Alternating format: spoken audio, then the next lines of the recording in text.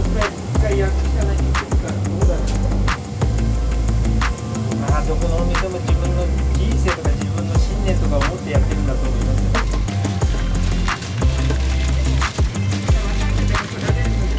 商売なんで好きじゃなきゃ続かない。言われてやってるんだってそう続かないじゃないですか。言っちゃったら食べるとこいっぱいありますね。はい、本当は喋りたい。本当は喋りたいですよ。本当に。本当に本当に。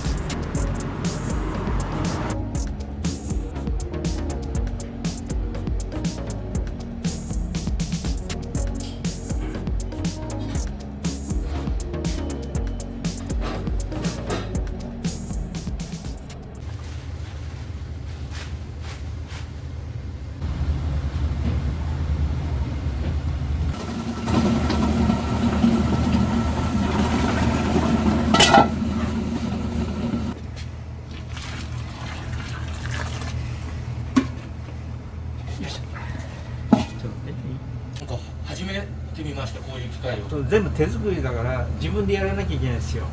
委託するわけいかないし、ラーメン屋さんみたいに製麺所に頼んで麺を持ってきてっていうのと違うじゃないですか。全部これ朝からこれ全部やらなきゃいけない。いや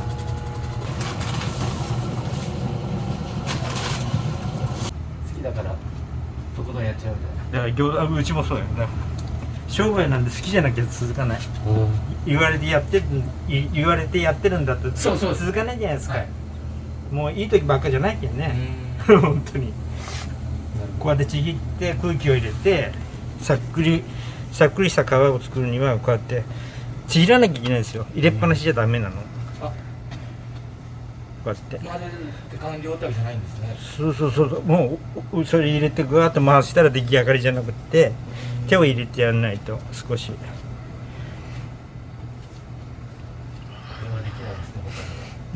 だからこういう作業が細かい作業だけど手を抜くと仕上がりがやっぱりそれなりに行ったんですか？行きましたよ。野田に仙台に頼みに行ったの。はい、そしたら先代と2代目の社長がいて、断られたんですよ最初は。でも先代の会長さんがまあいいじゃないかみたいな感じで入れてもらって教えてもらって全国にホワイト餃子広げたいっていうのがあったから無償ですよ。普通技術は教えないし、そこで人物を見てもらってこいつだったら大丈夫かなみたいな。修行だから無償でね。無償そうやらせてもらって。それの3ヶ月のコースと3年のコースがあって、自分3年いました。3年です。その時給料要するに資金作り、開店の資金作りで働きなさいってちょっと貯めていてくれる。その時に給料ももらいながら技術も教えてもらう。でもまあ大変っちゃ大変ですけど、まずそれぐらいやらないとね。店始めてホワイト餃子の看板出したんだけど潰す人もいますよ。不思議ですね。いや不思議じゃない。そうなんです。この味があれば。いやもうかかるまでが時間かかるんですよ。こちらも大変でした。最初大変。休憩で6時間とかどうするみたいなもう認知してる人こう関西なんていないですもん。王将とかだったらあれだけど認知してないじゃないですか。ホワイト餃子ってしてもらってなかったですよ。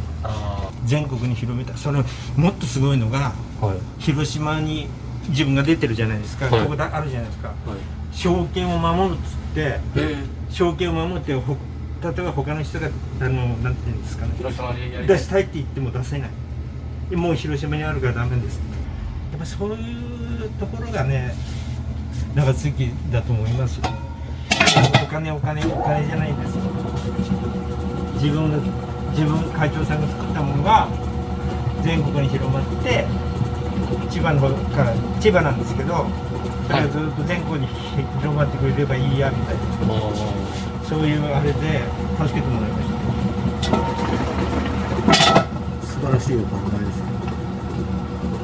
広島って餃子屋も広島特有の餃子があるじゃないですか。宮さんとか、はい、他にもあるし、ワンさん餃子とかあるんですよ、餃子屋さんが。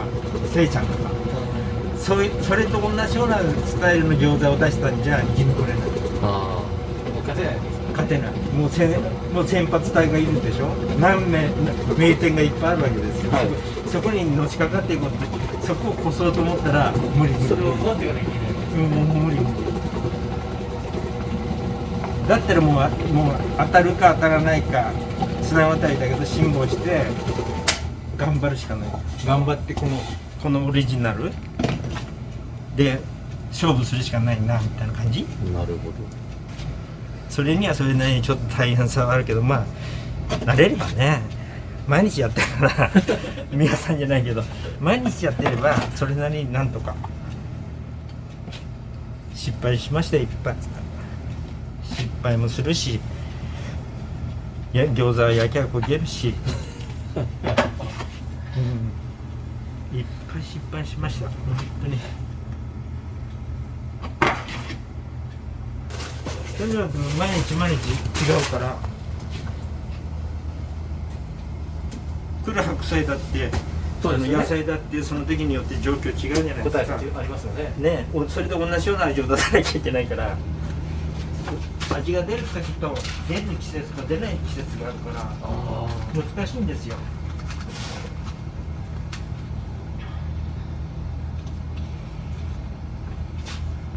いしょ。だから同じではないわけですよね、本当は。見た目は一緒みたいですけど違うんですよね。結果が良ければ美味しかったよって言われたらもうそれに越したことないけど、まだまだ満足できないですよね。素晴らしい。できない、本当に。本当に。たこ焼きちょうだいとか言って入ってくる人いましたよ。何時からやられてたんですか？今日はね、8時。8時からやってた。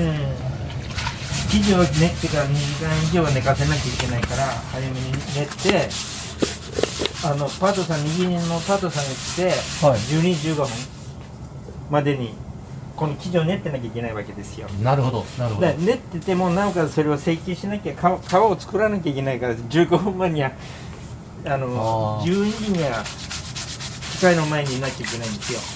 ホワイト餃子のいいところはロスがないんですよ。なるほど。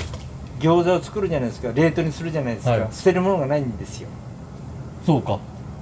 一個一個、はい、オーダーが入ったらフライパンに餃子を並べて焼くわけですよ。はい、だからどういうのこう普通のこうやってこういう四角いやつにゴンゴンゴンって並べて焼くのと違うから、一個一個見てなきゃいけないですよ。一台一台フライパンの中状況を、出来上がりの状況を見ながら、そろそろ油入れて焦がさない油入れなきゃいけないとか、全部そうこうパワーって見ながらチェック。ガスの出方とかフライパンによって熱の伝わり方が違ったりするから、バラバラなわけですよね、きっと。バラ。だから今度10台あっても、はい、その中で火が強い時とか、よく出る時とそう出ない時が、そうだからもうそういう全ての状況が違うんですよ、その時に。それをその日に始まる時にちょっとチェックしてこうやって見てて、今日ちょっとおかしいなみたいな。調子いい時と悪い時あるわけですよね。そうありますよ。だからそれはもう1日ね2000個とか昼夜行ったら3000個ぐらい焼きます3000個。はい焼きます焼きますすごい。1回のフライパンで大体何個ぐらい焼ける24 24最大24だから100回とかやってるわけですよね。やってますよやってるやつ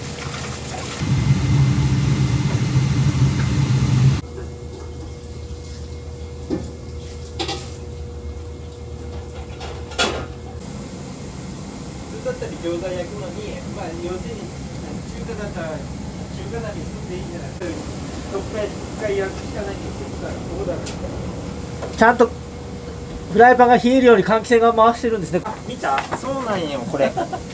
これねよく考えられてる。そうそうやんないとねこうやって洗ったフライパンで洗うんですけど。こっちにもあるんですか？あ、こっちにもフライパンある。こっち洗う。もういっぱいですよだから。いやもうこれでずっとフライパンで並べて焼いて並べて焼いてどんどんフライパンがたまんじゃないですか汚れー。たはいフライパン、はい。それをまた洗って夜に備えていう感じ。この赤いテープの取っ手はなんか違うんですか？それちっちゃいやつちっちゃいタイプ。ちっちゃいやつそうです一人前の大中小ってあるの8個焼く時の。そう8個焼く時には8個焼きなりのフライパンにしてるんです。かかっていうかでもそうでもしないと間に合わない。うちなんかはもう本当に店を出す時にここを出す時にはい。もう1年やってダメだったらやめた方がいいよって言われました不動産屋さんにする。まあそんなもんですよ。どうかな茶巾型じゃないわなんつうのこれ俵型はい。俵型に握ってもらってるんですけどまたこれが独特ですよね。そうどっから食べても均等に口に当たるようにってやつおで本当にこのホワイト餃子って無駄がないですよね。冷凍にしとけば2週間ぐらいはしますからね保存がね。来てくれるお客さんには何かで伝えなきゃいけないじゃないですか、はいはいはい何かで伝えたいわけですよ。気持ちをね。言葉下手だからさっと渡すもうアイコンタクトでも分かるみたいな。一人で4000円使うっていうのは相当食べてましたね。単価が高いですよね、はいそういうお客さんを絶対逃さない。大事にしないと。多分たくさん食べて応援してるんだと思いますね。そうこのお店のそういうので反対に答えなきゃな悪いなみたいな。雨の中でも来てくれるしもう黙ってあんな狭いところでねほんとかいね。じゃあお二人で。はいいやー、それでも。それをずっと続けてきたんです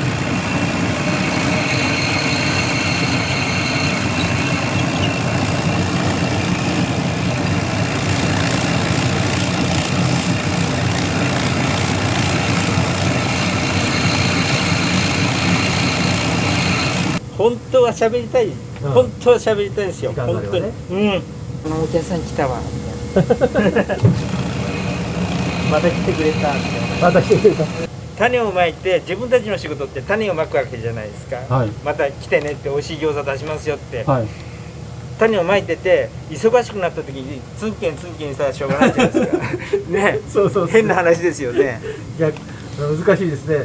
商売だから忙しくなるの忙しくしてるからいい接客してるのになんか忙しくなった途端にやっちゃこりゃって言われますよね。自分が作ってくれれば。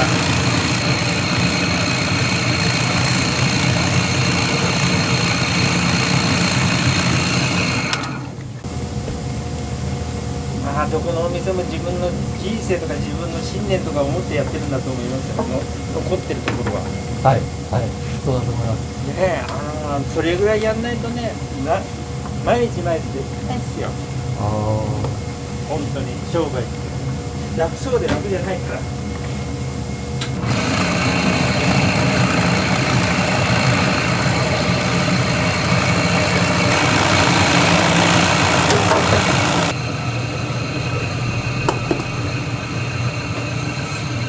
長く働いてほしい、はい長期間、長期間ね。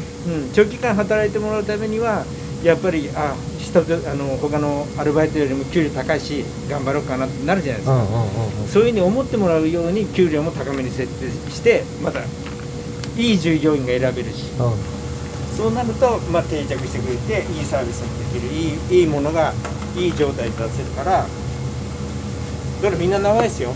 餃子握ってる人25年。すごい。もうじゃあ四半世紀。ちょっと普通のと形が変わってるから、最初はねちょっと大変でしたけど、もう慣れてしまえばわりかし早くできるし。なるほど。普通ね、25年もできないですよね。そうですね。だから用事とかねあると休ませてもらえるし好きなようにねできるから。そのマスターの人当たりがいいとかそうですよね。本当に今気楽にやらせてもらってるから。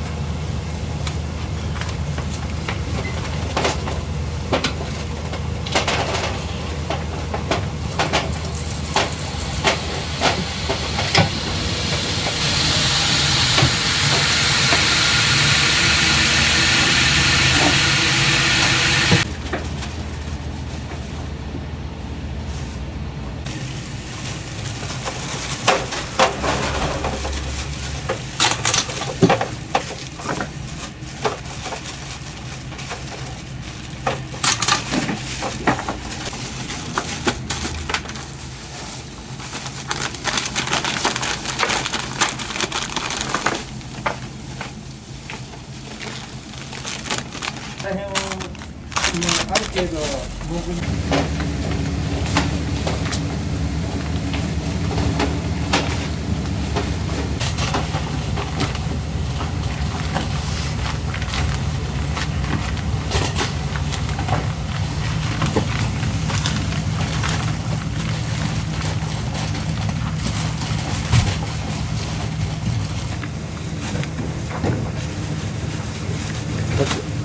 でもそういうお店は結構多いですよね。いいよ。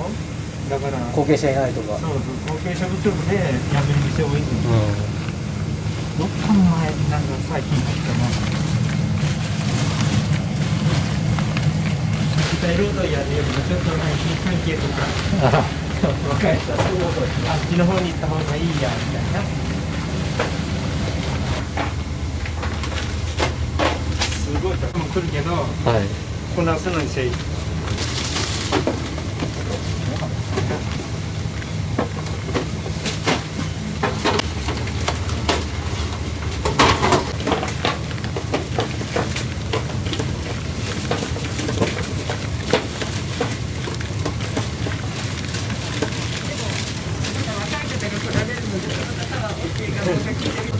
皆さん、そうサービスよ。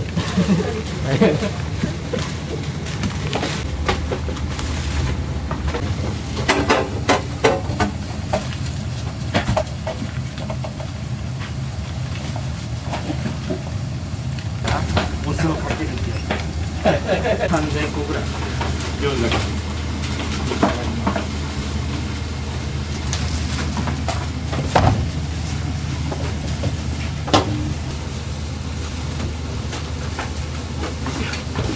私皮を作ります。はい。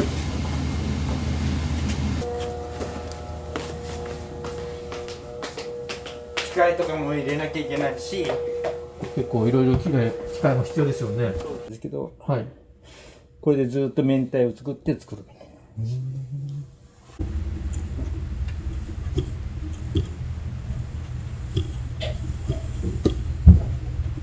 こっち見て。はい。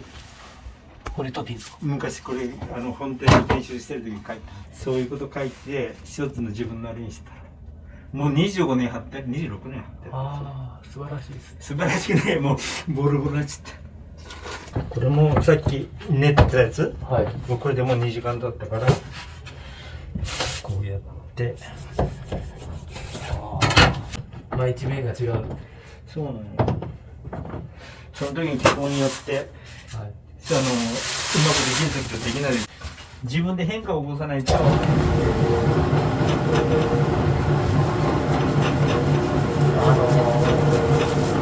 続していくのは大変ですよね。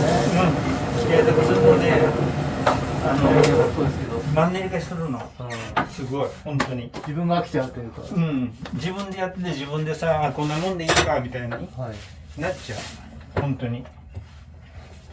自分自身でなんかこう奮い立たせるようなもんなんか偉そうですけど、いやいやいや。そういうものがないとなんかで自分で変えていかないとダメ。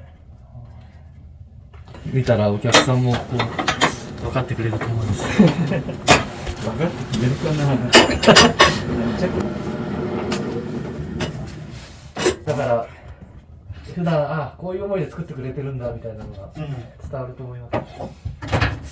今この明太って言うんですよ。帯ね、はい麺の帯ね。はい。これ2層になってるんですよ。2つの層が重なってるの。うん。これ3枚目今作ってるなるほど。で3枚にして1枚の皮を作る。でこういうふうに貼り付いたりするわけ。はい。要するにこのドラムに貼り付くんですよ。それは取らないといけない。取らなきゃいけないし、そうするとまたちょっとあれが変わっちゃうので、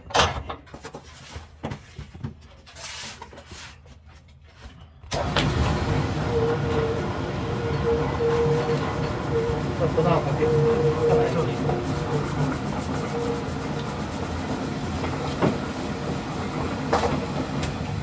でも粉も振りすぎると良くないし、そこら辺がちょっと難しいんです。この前話したみたいに一つの団子をこうやって逃すだけじゃないんですね。普通のところの餃子屋さんそうでしょう。はい。一枚ものをただ丸く切って。そう。これで3層目をこうやって今。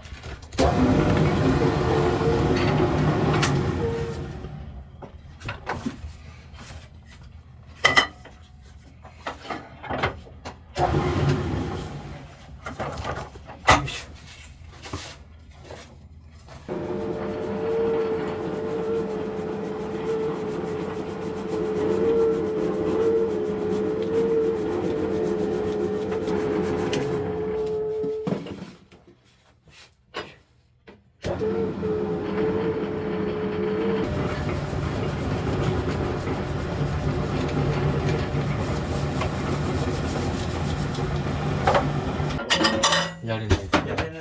やらないことができれば生き残れます。人がすぐできるようなことはまあ、すぐ潰れる。潰れる。じゃあ作ってみてなかなかもちろん機械もいるし結構いろんなものが必要ですよね。必要よ。いやだからこれ見たから簡単に真似できないわけですよ。そうなんですよ。だから、簡単そうに見えるかわかんないけど何十年かかってやったの。ここに来てるわけです。そんなまあねだったらやってみてみたいな感じだけど、やっても儲かるまで時間っていうか、ね、年数かかるんですよね。はい。結構儲かるまでその間耐えられない。耐えられる人は待てない。やればお客が来るから、リピーターになってくれればいいけど、リピーターになるのでどっか行っちゃったら食べるとこいっぱいありますね。はい。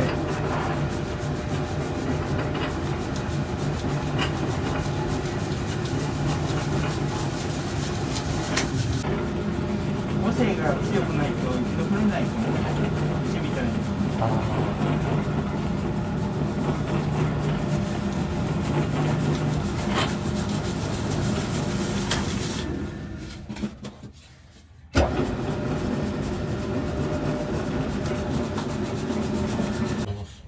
だからこの中にこっち流してこれに受けてあれすると長いけど。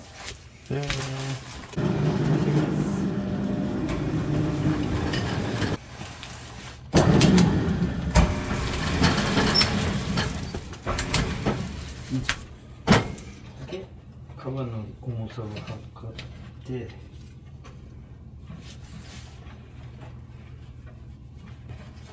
普通の革より厚いけんね。60。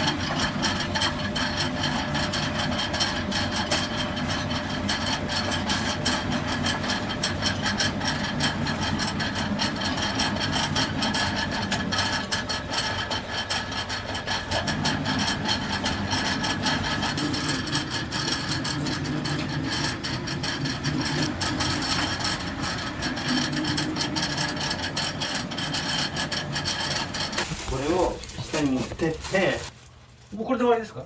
この生地は関係ないですか？いやいやもう全部まだまだまだまだあります。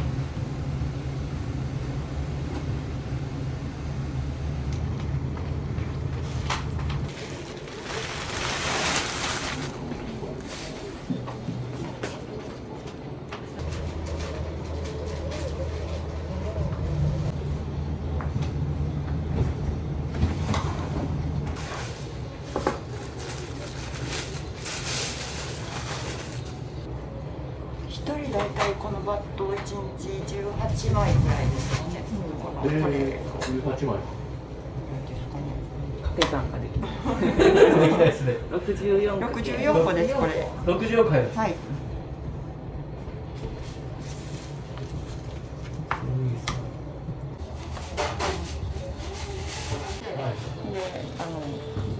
最初にこの皮を取った時のこの皮の重さがそのバットで違うので、一応最初にやり始める時にこの甲を持ってみて自分で重さを確認して、で1個確認したら大体どのくらい入れたらいいかっていうのがもう分かるので、そしたらもう測らないです、これが終わるので。でまた次の皮に移った時にまたそれをちょっと確認してって感じで。だから大体この皮だったらこのくらい入れたらいいかなとか、そういうのはもう大体手が覚えてます。皮の丸い大きさは変わらない気がするんで。変わります。変わるんですか？変わると思います。